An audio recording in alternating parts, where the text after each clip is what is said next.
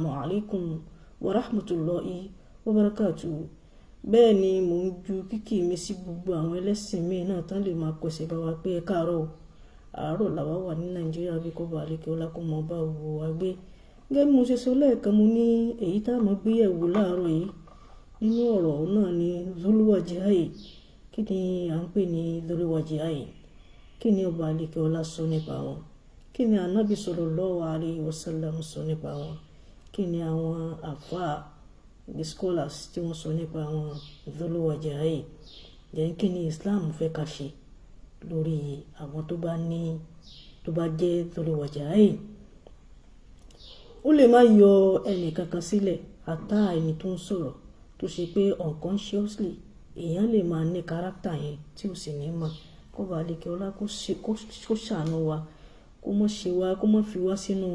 àwọn al-muflisun lọ́jọ́ gbẹ̀ndẹ̀. Islam ṣe àwọn ìwà kan tó ṣe bí kò bá ti Islam mu, tá a sì ní máa wà conscious of it pé we are falling into the victim. Zulwajihai gẹ́gẹ́ bí àfáà wa An-Nawawi bí wọ́n ṣe tafsiri rẹ̀, wọ́n ní zulwajihai huwa al-munafiq láàrin agbègbè méjì, yóò wà ní etí kan àti yẹ́sẹ̀ àbáyìnà taifatayn, yóò mọ̀ rìn láàrin etí méjì. Mẹ́rin náà lòun tún lè rí oore kan gbà ní ibi kejì. Yóò máa wá ní tó bá sọ fún apá àkọ́kọ́ nǹkan ló máa sọ fún apá ẹlẹ́ẹ̀kejì. Àwọn ní ọba alékè ọláròyìn nínú Suratul Baqarah kò lè sọ pé bí báyìí ni wọ́n wà. Tí àwọn mùsùlùmí bá rí wọn, wọ́n á rò pé mùsùlùmí ni wọ́n. Táwọn kìrìsìtẹ́nì bá rí wọn, kìrìsìtẹ́nì ó rò pé kìrìsìtẹ́nì ni wọ́n. Táláwo bá rí wọn, wọ́n á rò pé aláwo ni wọ́n. Because ntẹ́nì kọ̀ọ̀kan wọn, ní tí kàtígórì ẹnì kọ̀ọ̀kan wọn, àwọn táwọn wí fẹ́ gbọ́, ó ní àwọn zulwajihai máa sọ fún wọn. Ntọ́ máa mọ̀ pé aláwo fẹ́, tọ́ máa ti dọ́dọ̀ aláwo ni wọ́n á sọ. Aláwo ó rò pé ara wa ni. Tọ́ máa dọ́dọ̀ àwọn kìrìsìtẹ́nì, ntọ́ mọ̀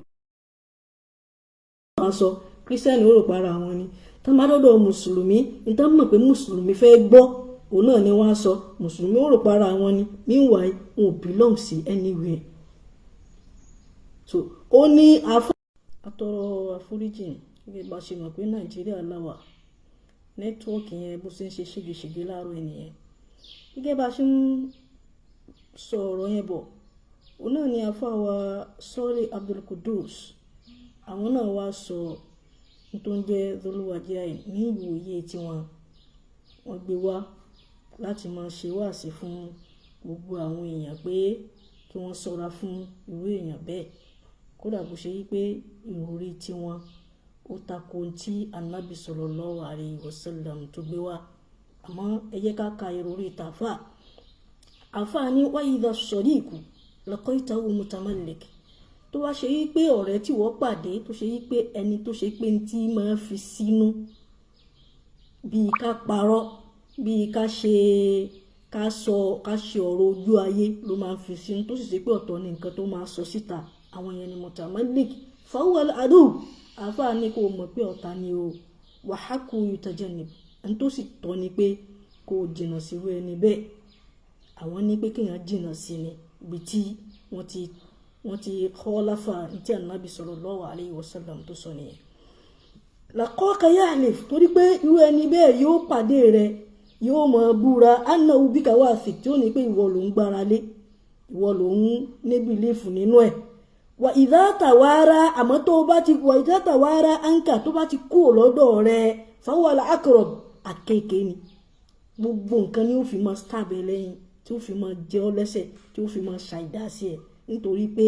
zulwajihai ni ó fẹ́ dá lọ́dọ̀ ẹ̀. Ibi tí ó ti máa fi nǹkan gún ẹ lẹ́yìn yẹn lọ́dọ̀ tiwọn náà ó fẹ́ dá ń bẹ̀. Ìdí tá a fi pè lólójú méjì nìyẹn. Olójú méjì ẹ̀dá everywhere ló ti fẹ́ dá.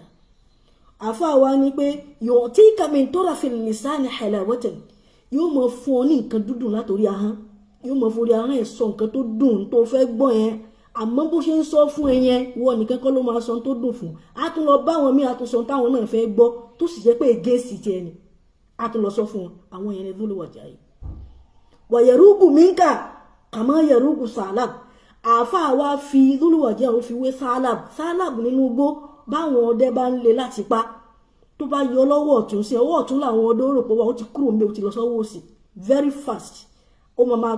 from one place to another tó máa gé wọn kejì ó máa gé wọn máa mú wọn ṣeré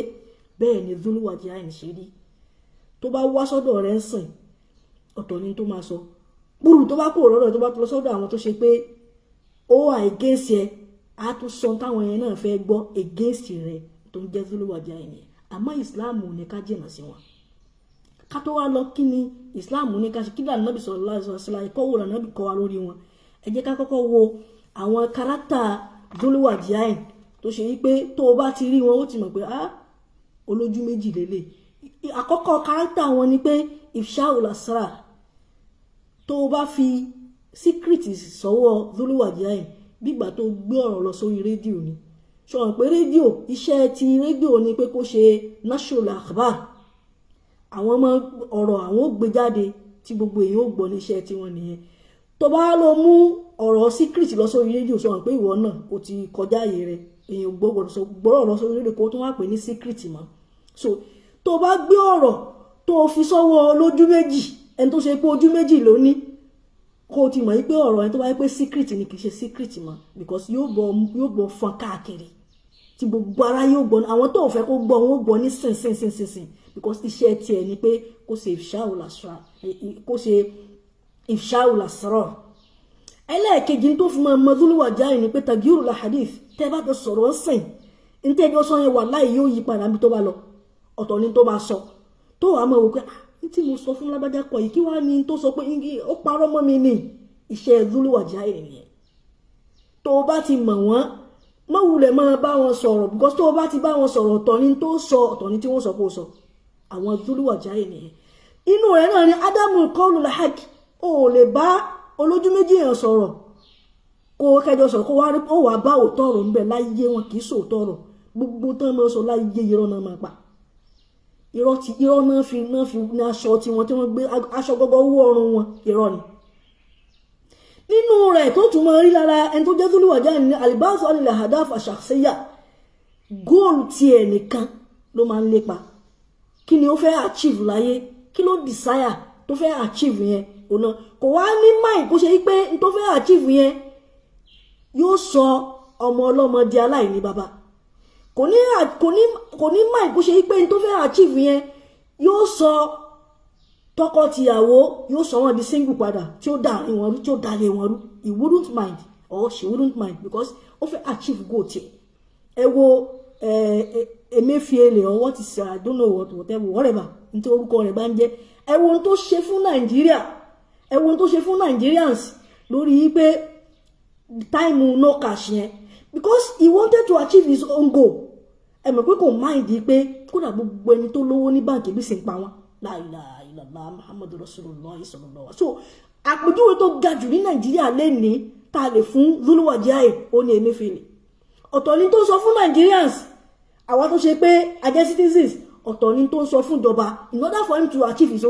his own goal so àpèjúwe àlùmọ́sálù làálá fún Dhul-Wajah ní Nàìjíríà lẹ́ni ó ní ọkùnrin Emefiele yẹn so inú tí ó tún máa ṣe tíru ẹni bẹ́ẹ̀ yẹn pé yusiru àṣàyàn àti wàìsíkù lákọ̀ irú ẹni bẹ́ẹ̀ yẹn gbogbo àwọn nǹkan tó lè cause violence nínú ìlú gbogbo ẹ̀ yóò máa kó náà mọ́ á padà sọ́dọ̀ ọkùnrin yẹn náà ṣe mọ̀ pé nígbà tí no cash ẹ mọ̀ pé Ọlọ́run ló bá wa ló ṣàánú wa ní Nàìjíríà ẹ mọ̀ pé ó dógún lẹ̀tàn díẹ̀ ló kù àmọ́ torí pé Ọlọ́run wà lẹ́yìn Nàìjíríà ni ò jẹ́ kí kinní yẹn kó fa ogun gbogbo tí ó mọ fa wàhálà alẹ̀ pátá gbogbo ẹ̀ ní Dhul-Wajah yìí máa ṣe yóò dá wàhálà alẹ̀ láàrin mọ̀lẹ́bí yóò dá wàhálà alẹ̀ láàrin àdúgbò yóò dá wàhálà alẹ̀ nínú society ìtàn máa ń ṣe nìyẹn iṣẹ́ wọn nìyẹn nínú tó tún máa ń ṣe khiyanatul ahd ó lè fi kẹjọ kí wà àti ẹni tó olójú méjì kẹjọ ní àdéhùn kó wá fọkàn balẹ̀ wallahi yóò jàǹbá àdéhùn yẹn àwọn kì í ládéhùn pẹ̀lú yẹn because ìwọ nìkan kọ́ ló fẹ́ bá ládéhùn ẹni tí ó against ẹ tó jọta rẹ̀ ó fẹ́ bò náà ládéhùn because ó believe pé òun ò rí àǹfààní kan látọ̀dọ̀ tiẹ̀ òun ó sì rí àǹfààní kan látọ̀dọ̀ tiẹ̀ náà kò fẹ́ miss àǹfààní ọ̀dọ̀ tiẹ̀ kò sì fẹ́ miss àǹfààní ọ̀dọ̀ tọ̀tá rẹ̀ náà so yóò combine méjèèjì papọ̀ ni tó bá ti kó sọ́wọ́ ọrú wọn ó ti gba kékèyàn wá para sọ́dọ̀ Ọlọ́run kó máa ṣe àdúà. Ànábì ò fẹ́ kó ṣe wípé sallallahu alaihi wasallam gẹ́gẹ́ bí àfáà Sọ́líwù yẹn ṣe sọ nínú orin wọn pé kéèyàn jìnnà sí wọn. Ànábì ò fẹ́ ká jìnnà sí wọn torí níjọ́ kan Ànábì sallallahu alaihi wasallam ó sọ̀rọ̀ arákùnrin kan ó sọ fún Saeedah Aisha radiyallahu anha ó wá sọ fún pé ọkùnrin yẹn pé ó ní àwọn ìwà bí kan lọ́wọ́. Àmọ́ kò wá pẹ́ tí Ànábì sọ̀rọ̀ yẹn tán lọkùnrin yẹn wá dé bọ́kùnrin yẹn ṣe dé Ànábì wá ń bá rẹ́rìn ó ń bá ṣàwàdà ó ń bá ṣe gbogbo ẹ̀. Saeedah Aisha wá ń bi Ànábì pé Ànábì ṣé èyí tó ṣe yìí ṣé kìí sì ṣe pé èèyàn lè fall into the victim of being Dhul-Wajhai nígbà tó ṣe pé ọ̀tọ̀ ní tó sọ fún mi ń pa ẹ̀ o tún wá dọ́dọ̀ o tún wá ń bá rẹ́rìn. Ànábì ní kìí ṣe bẹ́ẹ̀. Ànábì ní a lè sọ pé torí pé nìkan ní wàá bú kan lọ́wọ́ kò ṣe yí pé a wà sọ pé àní bá ṣe a lè jú wọn a jìnà sí gẹ́gẹ́ bí àfáà sọ́ọ́lù rẹ̀ pé ká jìnà sí because tó o bá jìnà sí tẹ́ ẹ lè jú wọn tẹ́ ẹ ṣe dáadáa sí báwo lẹ ṣe fẹ́ rí wọ àbúrú ọwọ́ rẹ̀ yẹn gbà báwo lẹ ṣe fẹ́ sọ di ẹni tó ṣe pé yóò mọ̀ ṣe dáadáa padà. Ẹ ràn lọ́wọ́ ó ní Ànábì sọ pé tẹ́ bá alábòsí ẹ gba owó ẹ̀ mú kẹ́ ẹ nà sókè kẹ́ ẹ fi hàn pé alábòsí ni ọ́. Ẹ sọ fún pálábòsí ni eléyìí tí Nàìjíríà ti ṣe fún Emefiele sìn tí wọ́n ti gbá mú pé alábòsí ni ẹ tán dẹ̀ mú lọ sínú prison wọ́n ti sọ fún pálábòsí ni. Tán bá wá dénú prison bẹ́ẹ̀ I'm sure pé àwọn tí ó bá ń bẹ̀ ara àwọn tí ó mọ̀ ṣe wáàsí bóyá kìrìsìtẹ́nì ni bóyá mùsùlùmí ni bóyá láwo ni mo mọ̀ pé gbogbo wọn náà ni ó wà ní prison tí ó mọ̀ ṣe wáàsí fún àwọn prisoners. Tá a bá rú àwọn yẹn wọ́n sùn mọ́rú Emefiele yẹn ó lè padà dé èèyàn rẹ̀. Ó ti ṣe tó ṣe tán kó jìyà tó ṣe tó bá wá jìyà tó ṣe ká gbìyànjú láti yí padà ní tí Islam sọ nìyẹn. Islam ò ní pé torí pé èèyàn jẹ́ Dhul-Wajhai kẹ wá kọ́ tì kẹ sọ pé ẹ jìnnà sí tẹ bá jìnnà sí báwo ló ṣe fẹ́ padà dé tí èèyàn bẹ́ẹ̀ bá padà dé èèyàn ẹni tó ṣe tó dùn èèyàn lénìí ó lè padà ṣe tí ó dùn èèyàn nú lọ́la. Èèyàn kì í ja àjàdíjú Islam ò kọ́ wa ní pé ká ja àjàdíjú á sùn wọn mọ́ra. Ànábì wa tó ṣe wá sí sallallahu alaihi wasallam fáwọn tó bá jẹ́ Dhul-Wajhai pé kán lọ mọ̀ yí pé èèyàn ò ní ojú méjì láyé kó ṣe yí pé ìgbẹ̀yìn rẹ̀ yí pé yóò wá jẹ́ nínú ilé ayé ń bì kò ní jẹ́ni tí ó fọkàn balẹ̀. Ẹ wo Emefiele ṣébi tó wà ní ìsìsọ́kẹ̀ ìbalẹ̀ ọkẹ̀ ìbalẹ̀ inú hílàhílo ló máa wà because kò mọ ibi tọ́rọ̀ rẹ̀ máa já sínsìn. Èèyàn ò ní lójú méjì kó ṣe pé ó fẹ́ dáńbí kó wá jẹ́ni tó ọkàn rẹ̀ ò ní balẹ̀ because tó bá ti sọ̀rọ̀ Emefiele tó dùn tó sọ Emefiele tó dùn ẹ̀rọ ó máa bà ẹ́ pé Ọlọ́run má jẹ́ kí lè mọ̀ pé o sọ eléyìí o Ọlọ́run má jẹ́ kó lè ìwàhálà yẹn ni ó padà pa ẹ́. Ṣé kúkú ẹ̀fẹ́ kan ṣe tí ọba àlekè ọlá fẹ́ kó ṣe yí pé ó sàn án láàrin tí Yorùbá rìn yẹn wọ́n ní sàn án láàrin ajé ní mú ní pẹ̀lẹ́kọ̀ọ́ ó lọ straight forward. Èèyàn kì í máa mú kan mọ̀kàn ẹ̀sìn ò fẹ́ Yorùbá gan ò fẹ́ tí Yorùbá la fi sí yẹn. Mo sì mọ̀ pé ó wà lọ́dọ̀ àwọn kìrìsìtẹ́nì náà yìí pé èèyàn kò gbọdọ̀ máa lójú méjì òdodo lèèyàn máa ń sọ. Àwọn aláwo náà sọ pé kò sí tó jọ bẹ́ẹ̀ wọ́n á ní ẹni tó bá ṣe bẹ́ẹ̀ pé awo èké ni. So kò síbi tó fẹ́ sá sí if you are a Nigerian pé kó ṣe pé ó wà máa ní ojú méjì ó máa fi dàrin tọkọtìyàwó rú ó máa sọmọ ọlọ́mọ ó máa sọ́dọ̀ láì ní bàbá nítorí pé olójú méjì because níbi tó ti pé o ti fẹ́ achieve goal rẹ̀ àìmọye èèyàn tó ṣe wípé ẹni ẹlẹ́ni ó fi property rẹ̀ lẹ̀ fún wípé kó bó ń tọ́jú ẹ̀tọ́ ọmọ òun bá ti dàgbà kó bá ń gbé fún tó sì ṣe pé ọmọ yẹn ó sọ àlámọ̀rí ọmọ yẹn ó sọ di rádaràda so that ọmọ yẹn ò ní lè rántí property bàbá ẹ̀ mọ́ láìla Dhul-Wajhai nínú wọn irú àwọn tó ṣe wípé wọ́n fẹ́ jẹ property ọmọ ọlọ́mọ mọ́lẹ̀ tí ó ṣe pé bàbá rẹ̀ gbé fún ni pé tọ́mọ yẹn bá ti gbọ́njú kó bó ń gbé fún ó wá sọmọ yẹn dìdàkudà in order for you to achieve your goal in order for you láti lè bá gbé ẹsẹ̀ lé property bàbá ẹ̀. Ànábì ní irú yín pé ẹ̀ ní ọkàn yín ò ní balẹ̀ láyé ń bí tó bá tó wá díjọ́ gbẹ̀rẹ̀ rẹ̀ kíámọ̀ ó ní irú yín ó ní ahọ́n méjì lẹ́ máa ní ó ní gbogbo ẹni tó bá ti jẹ́ Dhul-Wajhai láyé ó ní tó bá díjọ́ gbẹ̀rẹ̀ ó ní nínú náà ó ní ahọ́n méjì náà máa ní. Àwọn àfáà wá tú ọ̀rọ̀ yẹn pé torí pé al-jazā'u min jinsil 'amal ẹ̀san ọmọ ṣe déédéé ntẹ̀yàn bá wù níwà ni. Ìdá ẹni tó bá ṣe yí pé ó lójú méjì láyé tó bá tó wà nílẹ̀ kí á mọ̀ ojú méjì ìyà yẹn náà ni ó mọ̀ jẹ nínú náà tí ó máa jẹ́ àtúbọ̀tán tó bá jẹ́ Dhul Wajhayn nìyẹn. Torí ẹ̀ la fi ń sọ fún wọn láàárọ̀ yìí pé ká kúrò nínú pé a fẹ́ dá ń bí a fẹ́ dá lọ́run. Kò sẹ́sìn tó preach ẹ̀, I want to believe so. But Islam lèmi sọ yìí. Islam ní pé a gbọ́dọ̀ rí bẹ́ẹ̀. Tàbá wá rẹ́ni tó ń ṣe bẹ́ẹ̀ nínú Mùsùlùmí, ó túmọ̀ sí pé ó kọ̀ ìsìn tí Al-Qur'an sọ, ó kọ̀ ìsìn tí hadith sọ nìyẹn. Tàbá rẹ́ni tó ṣe bẹ́ẹ̀ nínú Kìrìsìtẹ́nì, ó túmọ̀ sí pé Bible yóò sọ fún pé bóyá Bible rẹ̀ ní kó máa ṣe kó jẹ́ Dhul Wajhayn nìyẹn. Tàbá ní ìṣẹ̀lẹ̀ ẹni tó ṣe bẹ́ẹ̀ nínú aláwo, ó túmọ̀ sí pé bóyá ẹ̀sìn rẹ̀ ní kó máa ṣe bẹ́ẹ̀ nìyẹn. Àmọ́ tí Islam tèmi mọ̀ tó dá mi lójú, ó ní mo sọ fún yín pé Islam ńkọ́ ó ègèsì kéèyàn jẹ́ Dhul Wajhayn. Kò fẹ́ dá ń bí, kò fẹ́ dá lọ́hùn.